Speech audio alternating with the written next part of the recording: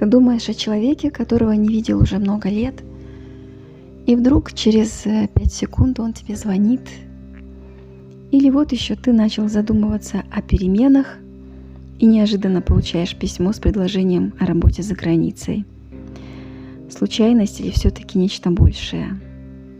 Сегодня мы говорим о синхроничности, таинственных совпадениях, которые приходят будто бы в самый нужный момент и несут в себе особый смысл.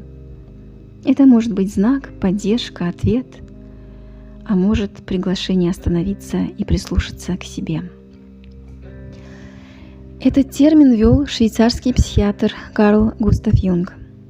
Он считал, что некоторые события не связаны между собой логически, но их одновременное появление рождает смысл, не случайный, а глубоко личный. Это как если бы жизнь разговаривала с нами на языке совпадений. Один из самых известных примеров синхроничности произошел именно с Юнгом. Во время одной из психоаналитических сессий его пациентка рассказывала ему сон. Ей подарили золотого скоробея, символ трансформации в египетской мифологии. И вот пока она говорила, в окно кабинета Юнга вдруг громко постучал настоящий жук, золотистая зеленая бронзовка, очень похожая на скоробея.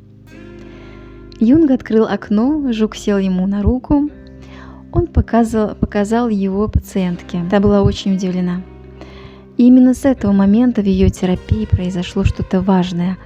Она как будто разблокировалась, пошла вперед. В повседневной жизни это может быть просто фильм, включенный наугад, действие которого, как назло, происходит в том городе, куда ты всерьез подумываешь переехать. Или встреча с человеком, который скажет одну фразу, и ты поймешь, что пора что-то менять. А как насчет любви? Синхроничности нередко случается и в этой сфере. Ты приходишь на день рождения, не зная почти никого, и оказываешься за столом рядом с тем, кто тебе сразу понравился. Или внезапно получаешь сообщение от человека, о котором только что думал. Как понять, что это была именно синхроничность? Есть несколько признаков. Во-первых, никакой логики. Эти события не связаны причинно, но ты чувствуешь, что они должны были случиться. Во-вторых, время. Они происходят в нужный момент. Если бы чуть раньше или позже, все было бы иначе. В-третьих, эмоции. Ты ощущаешь нечто глубокое, как будто Вселенная дотронулась до тебя. И, наконец, это часто происходит в моменты внутренних сомнений, перемен, поиска.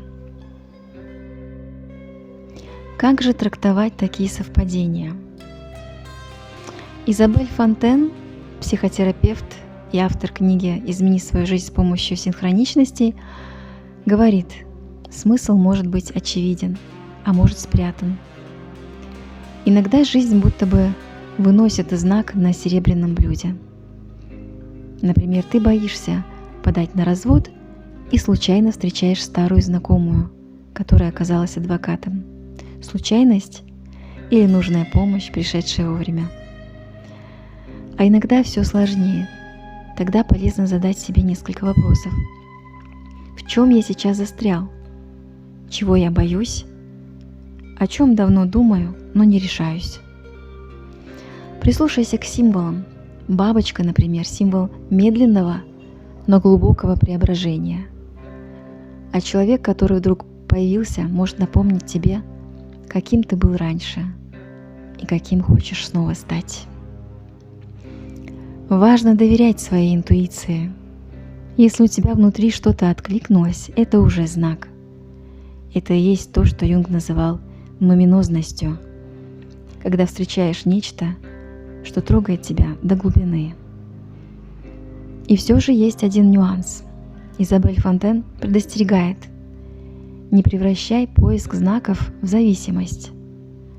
Синхроничности не случаются по заказу. Они приходят пакетами, когда особенно нужны. И да, не каждое совпадение что-то значит. Иногда это просто парад Вселенной, с ее чувством юмора, игрой, желанием тебя пробудить. Главное не терять связь с реальностью. Ты всегда остаешься вольным человеком, способным выбирать и действовать. Это был эпизод о синхроничности, о том, как совпадения становятся знаками и как знаки помогают нам снова поверить, что жизнь гораздо богаче, чем просто логика.